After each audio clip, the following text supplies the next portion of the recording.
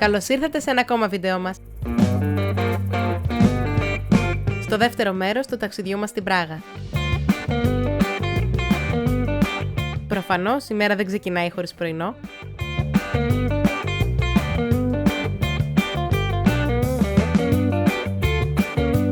Καλημέρα. Λοιπόν, φάγαμε, ετοιμαστήκαμε και τώρα θα πάμε στην Ισπανική συναγωγή. Και στην παλιά καινούργια συναγωγή. Γενικά στις συναγωγές. Και μετά θα πάμε στο Μουσείο Διακοσμητικών Τεχνών. Γενικά θα πάμε σε πολλά. Οπότε πάμε.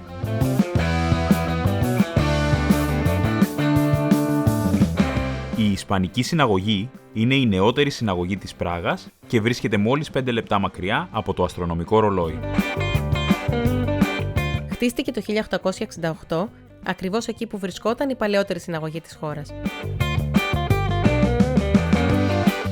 Η έκθεση που φιλοξενεί αφορά τους Εβραίους της Βοημίας, καθώς και τους διάσημους Εβραίους της Κεντρικής Ευρώπης, όπως τον Φρόιντ. Το εσωτερικό της είναι αρκετά εντυπωσιακό, μιας και εξωτερικά φαίνεται πολύ πιο απλή και σε καμία περίπτωση δεν περιμένεις να δεις αυτό το βαθύ μπλε χρώμα και τις χρυσές λεπτομέρειες που έχει.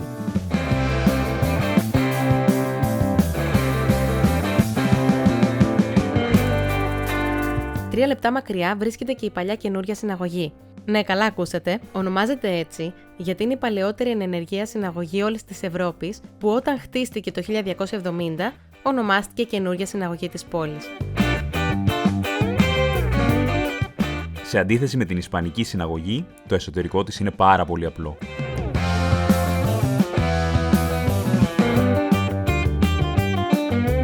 Επόμενος σταθμός, το Μουσείο Διακοσμητικών Τεχνών. Το Μουσείο Διακοσμητικών Τεχνών στοχεύει στην ανάδειξη της εφαρμοσμένης τέχνης από το Μεσαίωνα μέχρι σήμερα. Είναι επικεντρωμένο στην τέχνη γύρω από τη ζωή, δηλαδή στο πώς η τέχνη και το σχέδιο επηρεάζουν τη συμπεριφορά μας.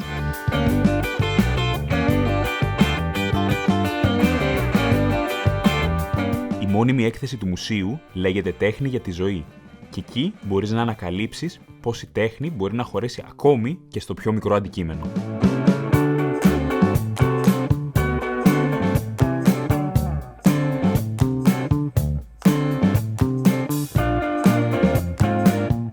Ώρα για φαγητό και ψώνια. Δεν μπορούσαμε να μην επισκεφθούμε ένα εμπορικό κέντρο. Πήγαμε στο Palladium, ένα από τα μεγαλύτερα εμπορικά της Τσεχίας, και κάτσαμε σε μια καφετέρια επειδή είδαμε ότι ο σερβιτόρος ήταν μια γάτα ρομπότ. Περιττό να σας πω ότι τη λάτρεψα αυτή τη γάτα και από εδώ και στο εξής έχει γίνει στόχος να βρω παρόμοια καφετέρια. Γράψτε σας παρακαλώ στα σχόλια αν έχετε δει κάπου ρομπότ να σερβίρει, να την πάω να ηρεμήσει.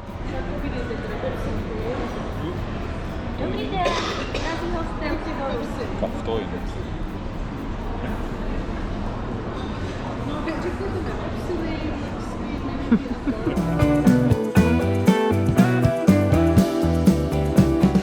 Γυρίσαμε νωρίς, ετοιμαστήκαμε, γιατί σήμερα έχει όπερα. Πήγαμε στο Εθνικό Θέατρο της Τσεχίας για να παρακολουθήσουμε την Κάρμεν. Το Εθνικό Θέατρο είναι το πιο ιστορικό θέατρο της Τσεχίας και η εμπειρία ήταν μοναδική. Πραγματικά σας προτείνουμε να παρακολουθήσετε μια παράσταση εκεί, διότι είναι πολύ οικονομικό το ειστήριο για αυτό που βλέπεις και την εμπειρία που ζεις. Προσωπικά στεναχωριέμαι πάρα πολύ που δεν μένω σε αυτές τις χώρες.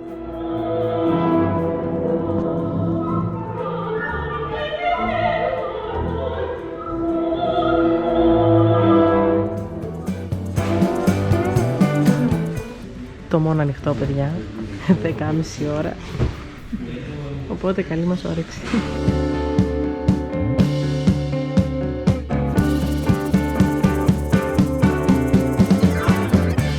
Καλημέρα.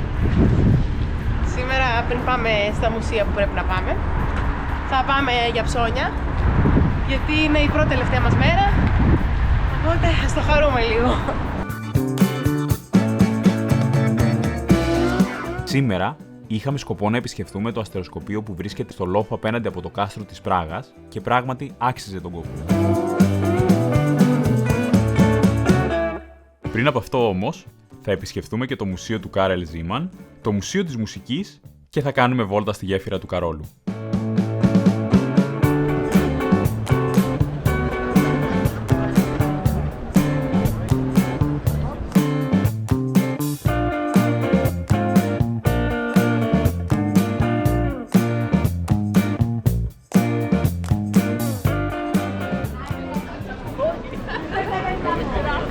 πάρα πολύ κόσμο. Γιατί είναι Σάββατο. Χαμός γίνεται, ναι. Ναι, κάθε μέρα δεν ήταν τόσο πολύ, τις καθημερινές σήμερα... είναι εντάξει. Αλλά τα Σαββατοκύριακα από όλη την Ευρώπη έρχονται, γενικά το Πουσουκού, και γίνεται αυτό.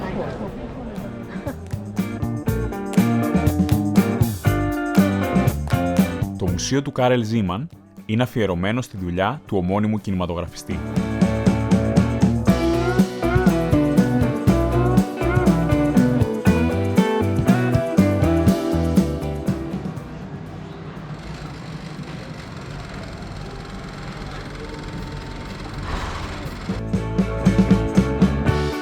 Το κάθε δωμάτιο είναι φτιαγμένο σαν ένα κινηματογραφικό στούντιο και βλέπετε με χρονολογική σειρά όλα τα επιτεύγματα του σπουδαίου αυτού ανθρώπου.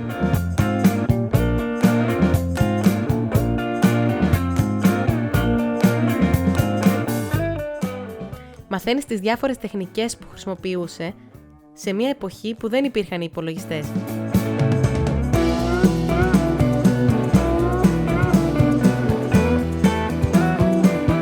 Είναι ένα πολύ διαδραστικό μουσείο που όλα τα παιδιά θα το λατρέψουν.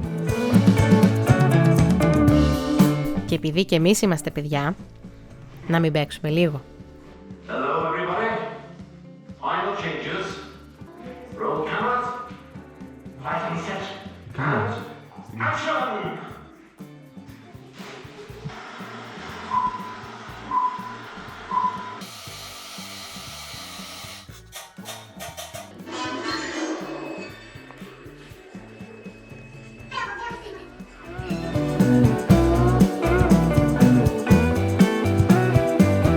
Επόμενη στάση, το Μουσείο της Μουσικής. Είναι χωρισμένο ανάλογα με τα είδη των μουσικών οργάνων και εξυμνεί όχι μόνο την τέχνη της μουσικής, αλλά και την τέχνη της δημιουργίας ενός μουσικού οργάνου.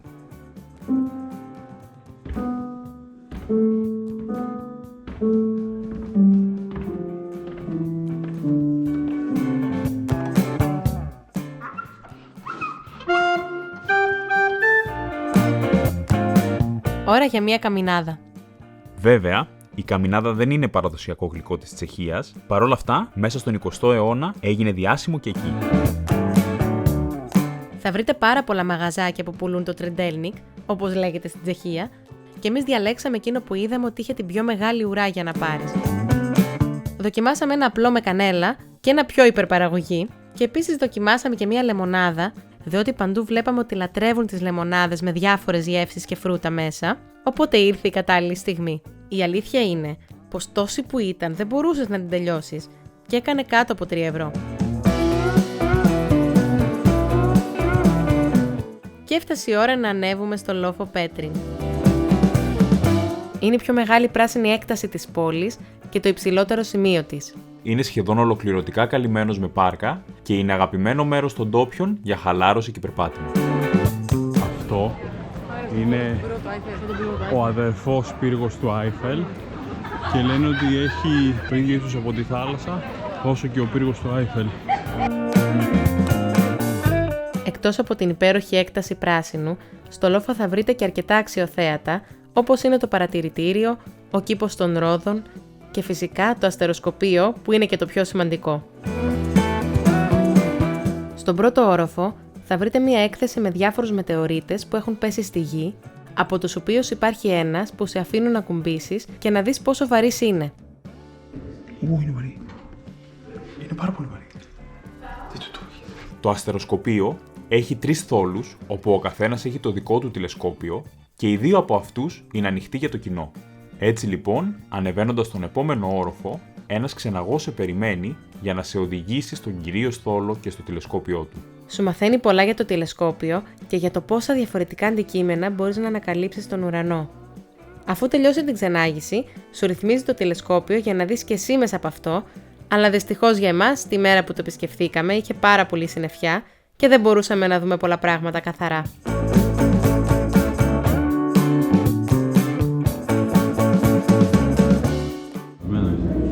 Δεν ισχύει, παιδιά. Δεν ισχύει. Είναι ζυγαριά που σου δείχνει πόσο είσαι σε κάθε πλανήτη.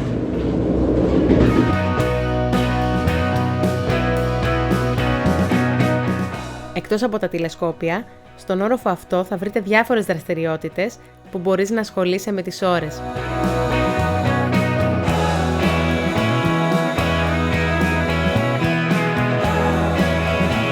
Φυσικά, επισκεφτήκαμε και το δεύτερο τηλεσκόπιο, όπου ένας άλλος ξεναγός μας έλεγε πληροφορίες και επίσης μας έδειξε το αποτύπωμα του πρώτου ανθρώπου στο φεγγάρι.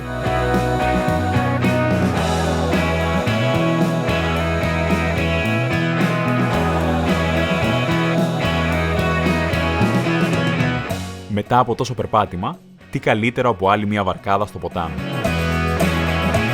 Έτσι, θα χαλαρώσουμε και θα πάρουμε δυνάμεις για τα υπόλοιπα που έχουμε να δούμε. Να ξέρετε, αυτή τη φορά η βόλτα ήταν πολύ καλύτερη, γιατί αν και η διαδρομή ήταν παρόμοια, εδώ όμως σου έδιναν ακουστικά, καθώς υπήρχε ξενάγηση σε πολλές γλώσσες Και ελληνικά. και επίσης σε κερνούσαν ένα ποτό και ένα γλυκό.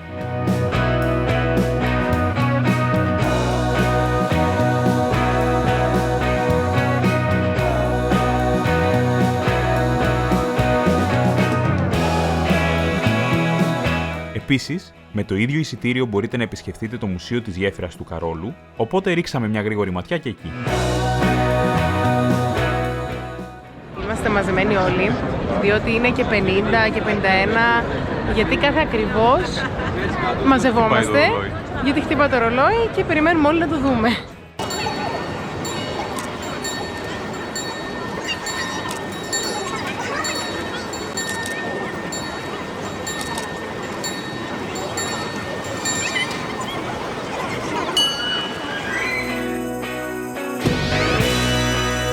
Πριν πάμε για φαγητό, θέλαμε να επισκεφτούμε το Μουσείο Ψευδαισθήσεων και να θυμάστε πως για το συγκεκριμένο μπορείτε να είστε χαλαροί, καθώς κλείνει στις 8 και όχι στις 6 όπως όλα τα άλλα.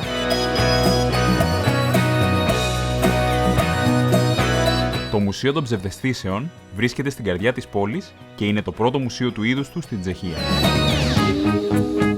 Είναι ένα αρκετά διαδραστικό και ενδιαφέρον μουσείο, όπου όλα τα εκθέματα έχουν να κάνουν με την οπτική, καθώς είτε είναι πολλά αντικείμενα που φτιάχνουν ένα πρόσωπο, είτε είναι εικόνες που παίζουν με το χρώμα και πολλά άλλα.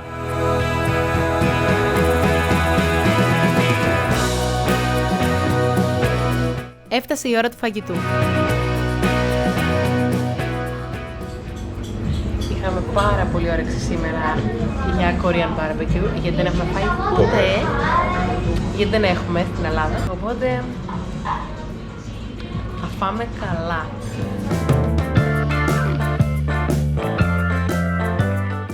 Εδώ το παιδί μας έδειξε τον original τρόπο. Όχι το παιδί που βλέπετε, το παιδί που έλειπε τώρα. Βάζω και λίγο καρτερό. Ναι. Βάζω και λίγο από τη μισέα σώσο. Και ξέρουμε ακριβώς πώς θα γίνει τώρα. Βάζω και λίγο από αυτό. Που ήταν ωραίο πριν που το έφαγα αυτό το δοκιμάσιο. Γενικά βάζεις ό,τι σ' αρέσει. Άμα χωράει.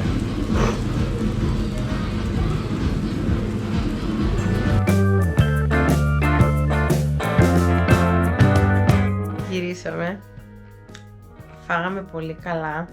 Ήταν η πρώτη φορά που δοκιμάσαμε ναι, το Korean barbecue και ο Ζωρής είχε λίγο εδώ πέρα ο ψίστης. Τι να κάνω. Μας τάψισε τα μισά ο σερβιτόρος. Εγώ τάψισα τα πιο πολλά. Εντάξει. Τα πιο πολλά. Πάντως ήταν πάρα πολύ Πολύ ωραία. νόστιμο, ναι. Ήταν το τελευταίο μας βράδυ σήμερα. Έχω μεθύσει και από το σότζου. Ναι, στεναχωριόμαστε. Αύριο θα ξυπνήσουμε νωρίς γιατί θα κάνουμε κάτι τελευταίο. Ελπίζω το προλάβουμε. Σε για να προλάβουμε. Ναι. Θα πάμε στο Beer Experience. Οπότε πάμε να κοιμηθούμε. Να ξυπνήσουμε αύριο να ετοιμάσουμε πράγματα και να πάμε στο Beer Experience πριν πάμε στο αεροδρόμιο. Για να γυρίσουμε πίσω. Άντε. Καλή νύχτα.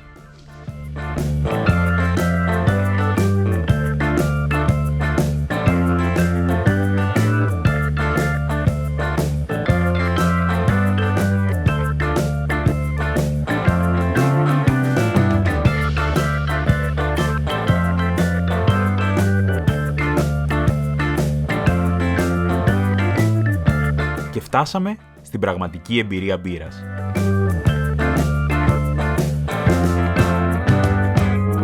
Να ξέρετε, κρατάει το λιγότερο 1,5 ώρα, αλλά αξίζει τον κόπο γιατί είναι πολύ εντυπωσιακά φτιαγμένο και φυσικά θα ευχαριστηθείτε άφθονη μπύρα.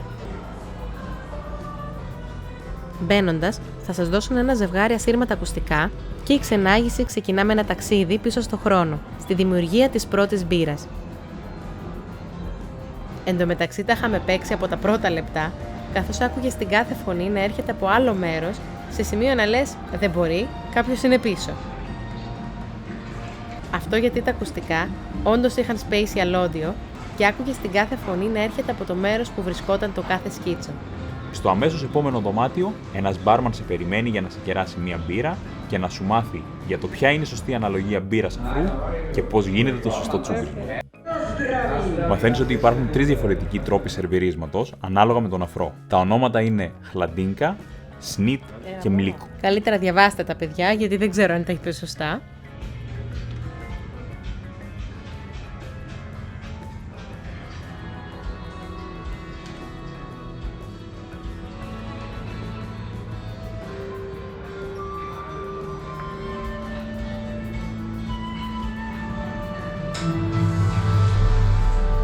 Πάρα πολύ ωραίο ήχο. Πολύ ωραίο ήχο.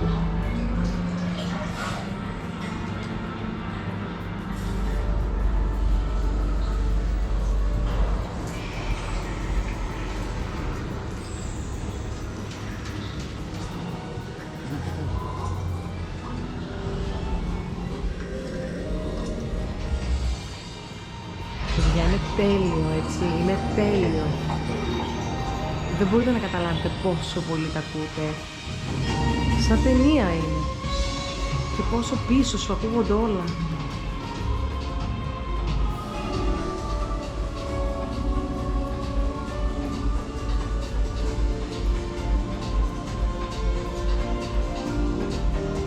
Ώρα για παιχνίδι.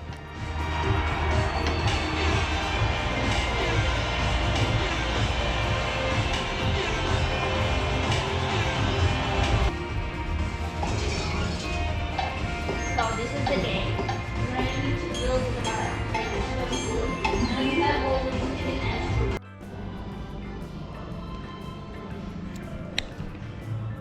Άλλες 4 μπύρες. Θα βρείτε πολλά άνετα τραπεζάκια για να αράξετε με τις ώρες και να απολαύσετε φαγητό και φυσικά όσες μπύρες αντέχετε. Και όπως είναι λογικό, δεν θα φεύγαμε χωρίς να επισκεφθούμε το χώρο με τα σουβενίρ.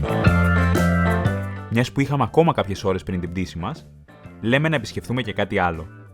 Κοντά βρίσκεται το Μουσείο Λέγκο, οπότε πάμε να ρίξουμε μια ματιά.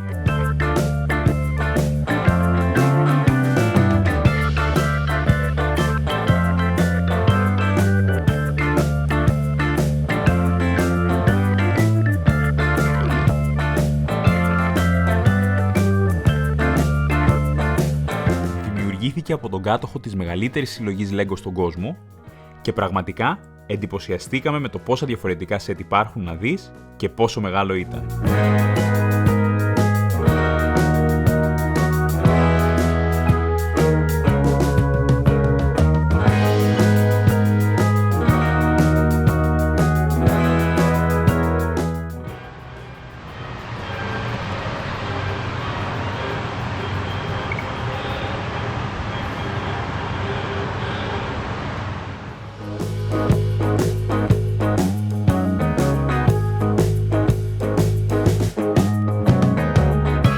Η ώρα της πτήσης μας όλο και πλησιάζει, οπότε το μόνο που προλαβαίνουμε είναι ένα γρήγορο σνακ.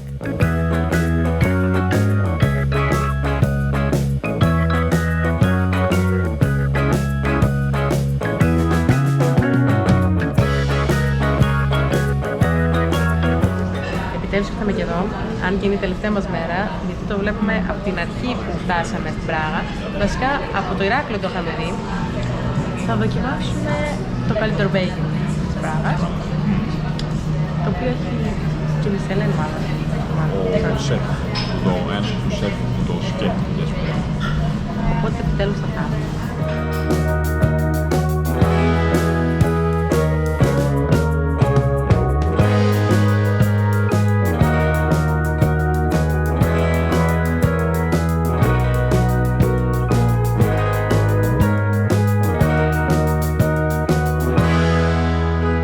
Δυστυχώς, και αυτό το ταξίδι έφτασε στο τέλος του. αλλά η ανάμνησή του θα μείνει για πάντα. Τα λέμε σε επόμενο ταξίδι μας. Bye. Εδώ μου αρέσει καφετέρες, πληρώνεις και δεν σου πλένουν ούτε τα πιάτα που σου βάζουν το φαΐ. Αυτό φταίει. Αυτός ο διάολος. Ο ριζάλευρος. Ο ριζόκρασος. Προφανώς δεν το τρώει και ξεροσφύρι, δεν το πίνει. Και έφαγε και μια σαλάτα. Αυτά δεν τρώω ξεροσφύρι. Non si verrà piuttosto che la giusta. Io. Η γωνιά της Λούλης.